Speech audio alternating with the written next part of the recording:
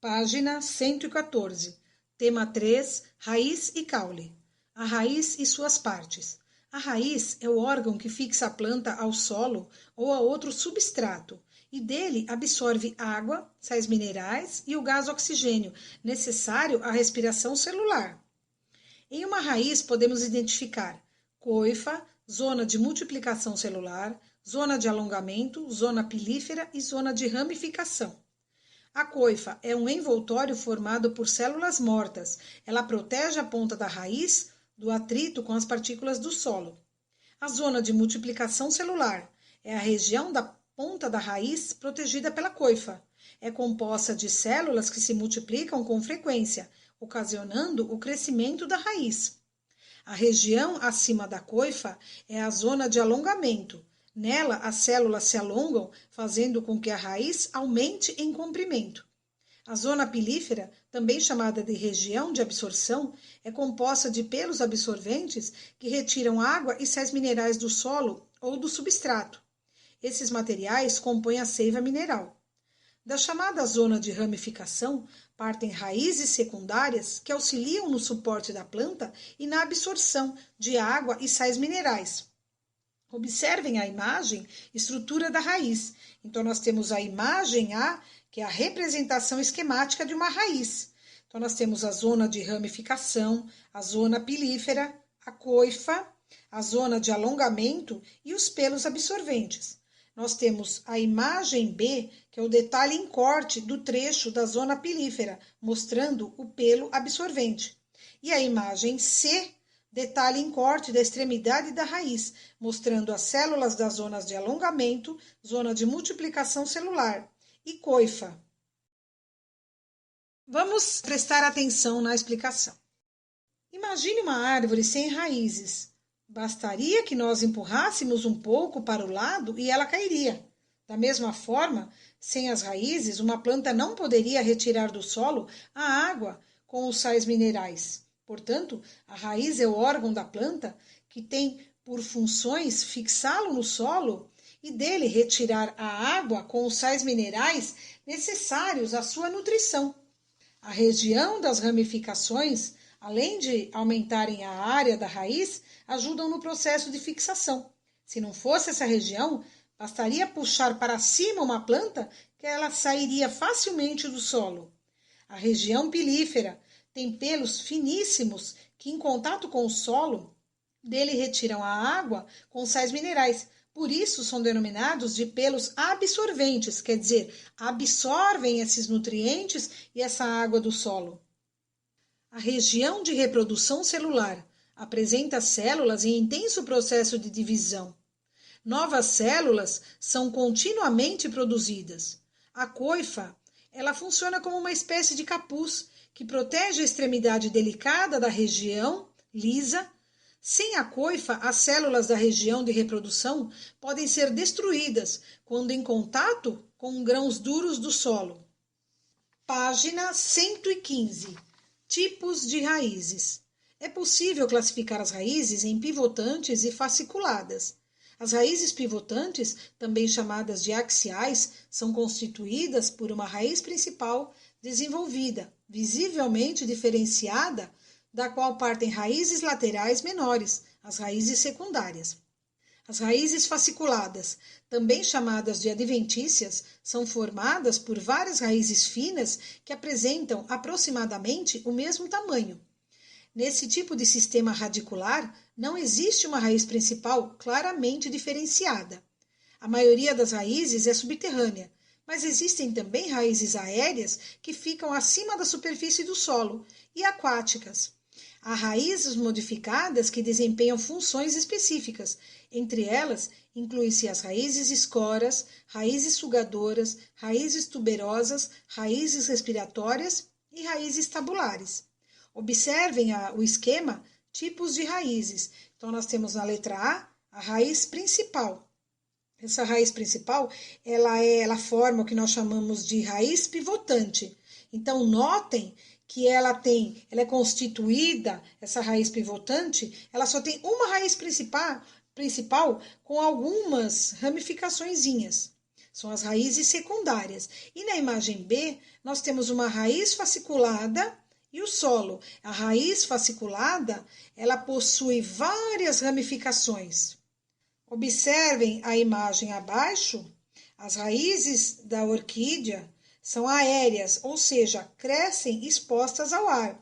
Nós temos também o cipó, ele é chamado de cipó chumbo, então crescendo sobre uma planta hospedeira. O cipó não faz fotossíntese. Com suas raízes sugadoras, ele extrai nutrientes de outras plantas. Então essas raízes aí sugadoras, elas são plantas parasitas. Elas conseguem retirar o alimento de outras plantas. Para isso, elas possuem uma raiz chamada sugadora. Essa raiz vai até os vasos condutores dessa planta na qual ela ataca e de onde ela retira a água e os alimentos. E nós temos a terceira imagem, que são as raízes respiratórias de plantas, que são plantas aquáticas, como o mangue preto ou a cereiba, em um manguezal. Vamos prestar atenção na explicação. Então, nós temos aí, vários tipos de raízes. Nós temos essas pivotantes, elas crescem, na verdade, perpendicularmente ao solo. E elas possuem um eixo principal, do qual saem essas pequenas ramificações, que são denominadas axiais. Elas são típicas de plantas, como, por exemplo, as gimnospermas, e podem se aprofundar a muitos metros no solo. Nós temos também as raízes fasciculadas. Quando não há uma raiz principal, todas as raízes partem do caule, do ponto em que ela entra na terra. Aí nós temos a raiz fasciculada. Ao arrancar um pouco de capim ou de grama do solo, você pode ver um emaranhado de pequenas raízes sem que nenhuma tenha destaque. Não se fala, nesse caso, em raiz principal e raízes secundárias.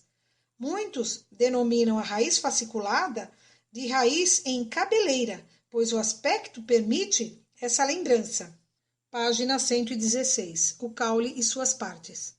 O caule das angiospermas e gimnospermas dá suporte à planta e transporta a água, os sais minerais e o alimento produzido na fotossíntese. Alguns caules também fazem fotossíntese. De maneira geral, o caule é composto de gema apical, gemas laterais, nós e entrenós. A gema apical, também conhecida como meristema apical, é um conjunto de células indiferenciadas. O que são células indiferenciadas? São células que não possuem uma função específica, localizadas no ápice, ou seja, no ponto mais alto, no topo das plantas. A multiplicação dessas células promove o crescimento em comprimento do caule. Observe a imagem, partes do caule. Então, nós temos na letra A, detalhe da gema apical da camélia. E na letra B, a representação de parte do caule de uma planta. Então, notem aí a gema apical, onde se localiza a gema lateral originando um ramo lateral, um entrenó e um nó. Continuando. A gema lateral é um conjunto de células indiferenciadas localizada na junção entre as folhas e o caule. A multiplicação dessas células permite o crescimento de ramos laterais.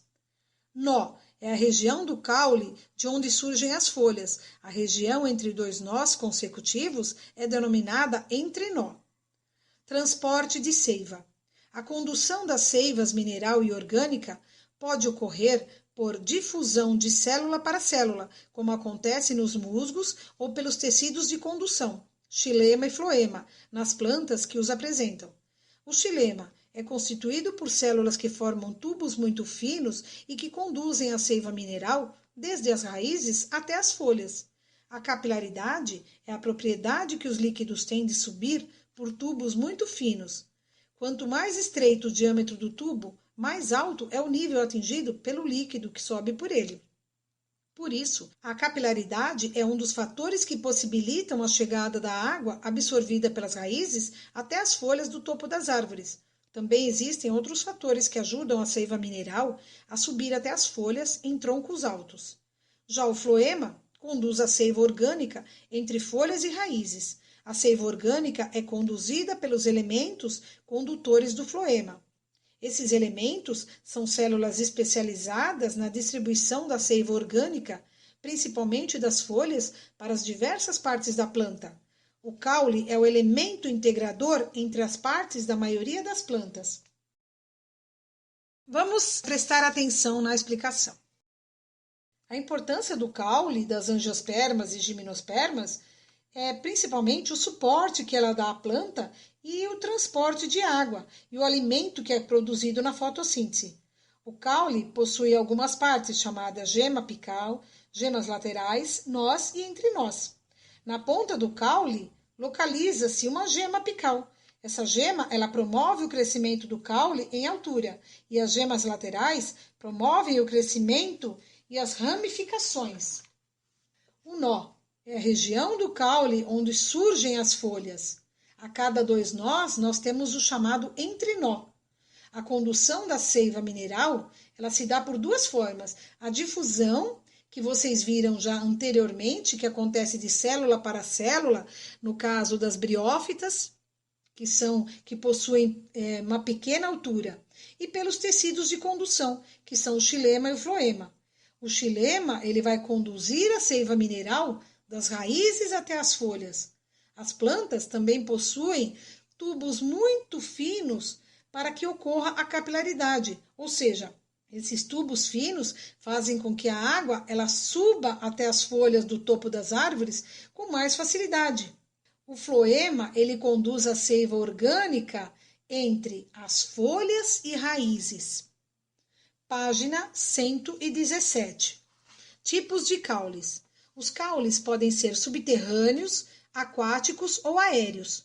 Os caules subterrâneos são aqueles que se desenvolvem sob o solo e podem ser classificados em rizoma, tubérculo e bulbo. Rizoma é o caule que cresce na direção horizontal sob a superfície do substrato. Os caules da bananeira, da espada de São Jorge e do gengibre são exemplos de rizomas. O caule que acumula material nutritivo de reserva para a planta é denominado tubérculo. Alguns, como a batata inglesa, são usados na alimentação humana. O bulbo é formado por um caule reduzido e recoberto por folhas modificadas, que protegem a gema apical. Dele partem raízes que fixam a planta ao solo. Alguns bulbos, como a cebola e o alho, são comestíveis. Observem na imagem ao lado a estrutura de um bulbo. Então, nós temos ali as folhas modificadas, a região do bulbo, as raízes e o caule. Então, a cebola é um bulbo. O caule ele é reduzido e ele fica na base da planta e tem um formato de disco. A parte comestível é composta pelas folhas modificadas. Continuando. Os caules aquáticos podem ser flutuantes ou servir para fixar a planta ao substrato. Geralmente, são clorofilados e pouco desenvolvidos. A maioria dos caules é aérea, ou seja, cresce acima do solo. Os caules aéreos podem ser classificados como eretos, trepadores ou rastejantes. Os caules eretos crescem perpendicularmente ao solo como o tronco de árvores, os bambus e as palmeiras. Os caules trepadores são típicos de plantas que crescem sobre ou se enroscam em um suporte. Plantas como chuchu, a uva, maracujá têm caules trepadores. E os caules rastejantes crescem rente ao solo, fixando-se nele em diversos pontos pelas raízes. A grama, o morango, a melancia e a abóbora têm caules rastejantes. Façam o exercício de olho no tema da página 117. Atenção! As atividades para a nota dessa aula serão feitas online.